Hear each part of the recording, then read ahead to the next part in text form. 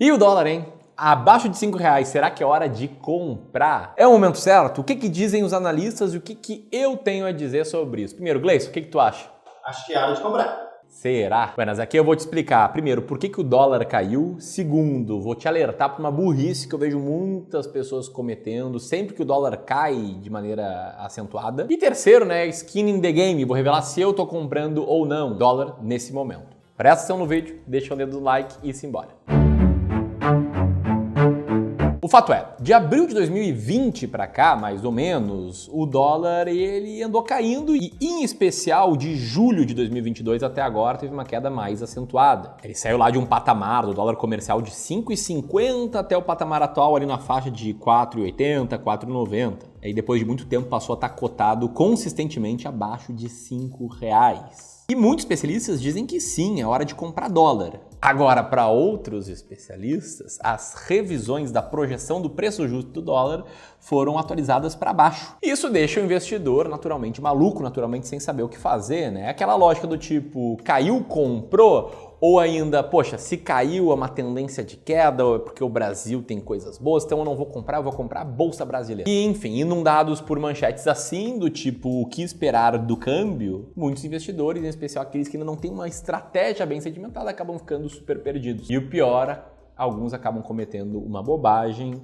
só que a constante aqui é que todos querem saber e ter mais clareza sobre o que fazer, e é isso que eu vou te ajudar aqui. Eu vou fazer isso te explicando porque o dólar caiu tanto, vou te mostrar que o dólar no longo prazo ele tende a subir, mas que ainda assim eu não compro dólar, embora tenha um investimento aí que eu tô fazendo bastante nos últimos meses. Então vamos lá, por que o dólar caiu? No mercado financeiro existem as variáveis controláveis e as incontroláveis, e na prática o que mexe na cotação de bolsa, de câmbio, de inflação, é uma soma de dezenas, às vezes centenas, às vezes milhares de variáveis. Tentando simplificar aqui, os motivos que eu vejo, pelo menos, por que o dólar vem caindo, são três principais. O primeiro, uma balança comercial positiva para o Brasil, ou seja, um alto volume de exportações. O Brasil está gerando superávit comercial mês a mês, e isso acontece quando as exportações superam as importações. E quando o dólar ele está muito caro, está muito alto frente ao real, os produtos que a gente exporta se tornam muito mais competitivos.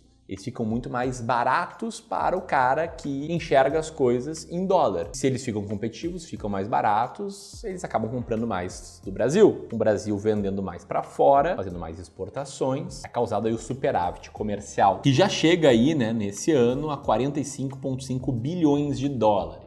O segundo motivo, que explica também por que está entrando mais dólar do que saindo aqui no Brasil, se chama carry trade. Essas são operações em que o investidor estrangeiro ele pega dinheiro emprestado em países mais desenvolvidos, com taxas de juros nominais mais baixas do que no Brasil, pega esse dinheiro emprestado, joga para o Brasil para colher um retorno em real de 13,75% ao ano, já que a nossa taxa Selic está mais alta. E aí ele ganha esse diferencial de juros, afinal de contas, se o cara pega financiamento lá no Japão ou lá nos Estados Unidos, é uma taxa de juros bem menor do que aqui, e investe dinheiro no Brasil recebendo mais do que financiamento, ele faz aí uma arbitragem. Esse cara aqui só perderia dinheiro se o real se desvalorizar e se o dólar subir mais do que essa diferença de juros. Não sei se foi claro. Mas enfim, tem muita gente otimista aí para que essa onda de carry trade continue mesmo depois do início do corte de juros aqui no Brasil, que deve começar muito em breve. E o terceiro motivo é o risco Brasil.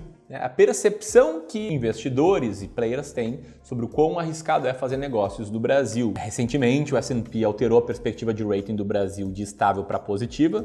É a primeira vez desde 2019 que isso acontece. E segundo o S&P, apesar do grande déficit fiscal, há uma perspectiva de que vão ser tomadas medidas para enfrentar a rigidez econômica e fiscal. Ou seja, tem menos incerteza na mesa, pelo menos para o investidor estrangeiro, aí por conta de propostas como o do arcabouço fiscal, a reforma tributária. Beleza? Esses foram os motivos por que o dólar veio caindo. E aí você pode pensar o seguinte: Bueno, Samir, se esses são os motivos, deve ser só o início, né? Eu vou apostar pesado na queda do dólar porque as perspectivas parecem boas. Eu não vou comprar dólar nem dolarizar minha carteira agora. Se você pensou isso, eu peço que você tenha um pouco de calma, porque eu vou te apresentar agora o outro lado dessa moeda. O lado de que, para mim, é muito claro que o dólar, ele tende sim a subir. E que fique claro, tá? Não tô falando da próxima semana, não tô falando do próximo mês, não tô falando nem até o final desse ano ou final do ano que vem. Eu não tenho uma bola de cristal para prever coisas de curto prazo.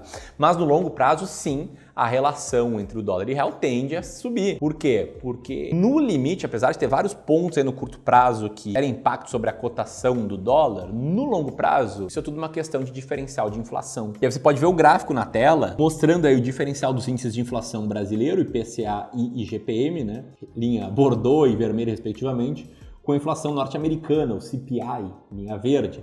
E pode ver que desde ali os anos 90, a inflação aqui no Brasil foi muito superior à inflação de dólar. Por trás disso tem uma teoria muito simples, que provavelmente explica a parte relevante aí da cotação de longo prazo das moedas, que é a teoria da paridade do poder de compra, que basicamente diz que produtos iguais, eles deveriam ter uma tendência de custar a mesma coisa, fazendo a conversão do câmbio entre dois países. Então, a $1, vamos arredondar aqui para R$5, uma coisa que custa $10 nos Estados Unidos tenderia a custar R$50 aqui. Só que como a inflação no Brasil ela é maior historicamente do que nos Estados Unidos e tende a ser maior, com o passar do tempo, aquilo que custa R$50 aqui passa a custar 52, depois 55, depois 60, conforme a inflação vai acumulando. E a inflação em dólar ela não é tão rápida, tão veloz quanto a nossa.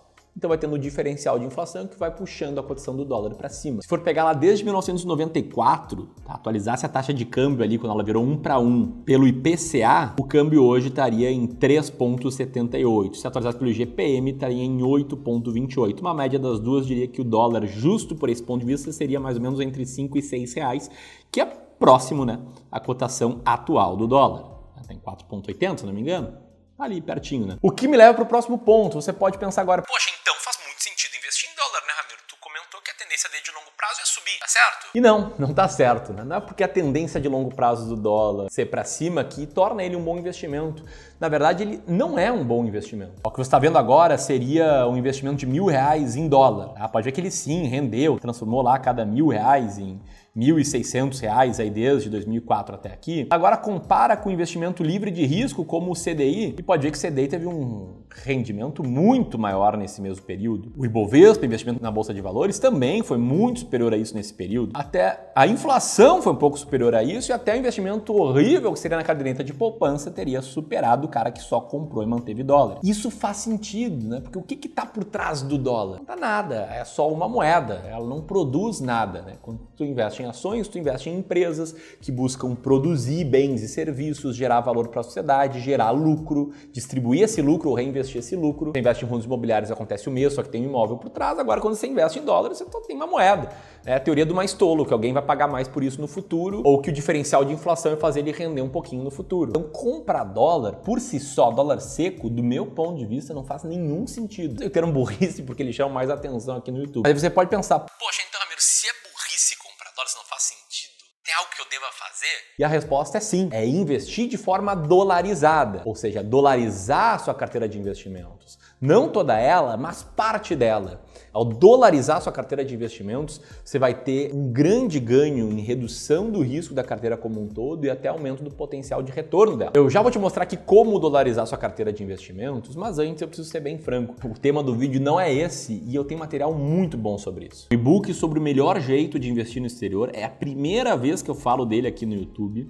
Ele vai do básico ao avançado sobre como investir de forma dolarizada. Inclusive, eu revelo a nossa estratégia de alocação no exterior, tá? Em ativos de renda variável, renda fixa, mostrando pontos positivos, pontos negativos, mostrando alguns backtests que a gente fez, dados de correlação entre classes de ativos, enfim, um material super completo que poderia facilmente ser vendido, mas não, é gratuito. Se quiser fazer o download dele agora para aprender como investir bem no exterior, dolarizar bem parte da sua carteira, vou deixar um link aqui em cima e também o primeiro link da descrição, beleza? Aqui no e-book eu vou te mostrar formas de investir com dinheiro custodiado lá no exterior, formas um pouco mais sofisticadas de dolarizar a sua carteira. Agora existe uma forma mais simples, você dolarizar a sua carteira, ter exposição ao dólar, mas em ativos que constroem riqueza no longo prazo como ações. E a forma que eu faço isso na minha pessoa física é investir no ativo chamado IVVB11. Isso aqui é um ETF que replica o índice S&P 500, que é das maiores empresas norte-americanas. E nos estudos que eu fiz aqui, uma carteira metade investimento em IVVB11, né, S&P 500 em real, metade investimento na Bolsa Brasileira pelo IBRX, a carteira meio a meio, azul nesse gráfico aqui, teria tido menos risco e maior potencial de retorno aí nas últimas 2 décadas e meia. E mais, né, se você comparar aquele antigo gráfico do dólar com o gráfico do IVVB11, que é a bolsa norte-americana em dólar, ou seja, essas ações norte-americanas mais o dólar, pode ver que o IVVB11 no longo prazo subiu bem mais. Sim, com um pouco mais de risco, mas foi um desempenho muito melhor. E se você achar que tem risco de investir nesse ativo por ser custodiado no Brasil, de novo, no e-book que eu acabei de te mostrar lá, a gente explica como investir diretamente no exterior. E a grande pergunta é, Ramiro, você tá comprando dólar? Quer dizer, eu sei que não, tu acabou de falar que não, mas está fazendo alguma coisa em relação a essa queda do dólar?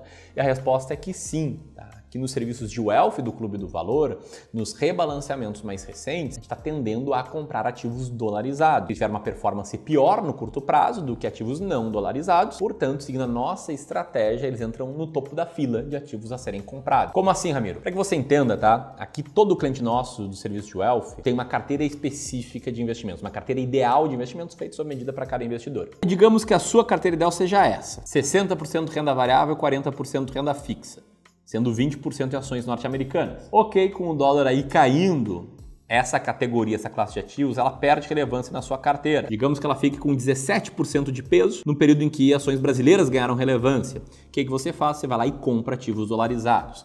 Não, você não compra só porque caiu, não compra porque o influencer falou que abaixo de 5 tem que comprar. Você compra porque você entende que tem um determinado percentual de 20%, que é o ideal de ter essa classe de ativos na tua carteira, e ela está com um pouquinho menos do que isso. Simples assim. É isso que a gente faz para os nossos clientes. E o melhor de tudo é que você pode ser nosso cliente. Você tem 500 mil reais ou mais, 1 milhão, 2 milhões, 10 milhões, tem fit aqui com os nossos serviços de wealth, em que a gente coloca um profissional credenciado ao teu lado para te ajudar a tomar as melhores decisões de investimentos. A gente faz tudo isso criando uma alocação de ativos personalizada para ti, a melhor carteira para ti, te fazendo recomendações sob medida de investimentos, te atualizando mensalmente com o relatório de desempenho da tua carteira, te ajudando a fazer novos aportes nas classes de ativos que estão em prioridade para serem compradas e ainda te devolvendo todas as comissões que você pagaria a um assessor. Então, se você deseja construir um bom patrimônio para conquistar a liberdade financeira, já passou lá dos 500 mil reais, tem 1 milhão, 2, 5, 10, 15, às vezes te falta estratégia, às vezes te falta tempo, você precisa conhecer os nossos serviços de wealth. E o melhor de tudo é que a gente começa o nosso relacionamento fazendo uma análise gratuita da tua carteira. Gratuita por quê? Porque a gente quer entender como é que você está investindo, entender se dá para melhorar algumas coisas, dá para botar mais estratégia e, se for possível fazer isso,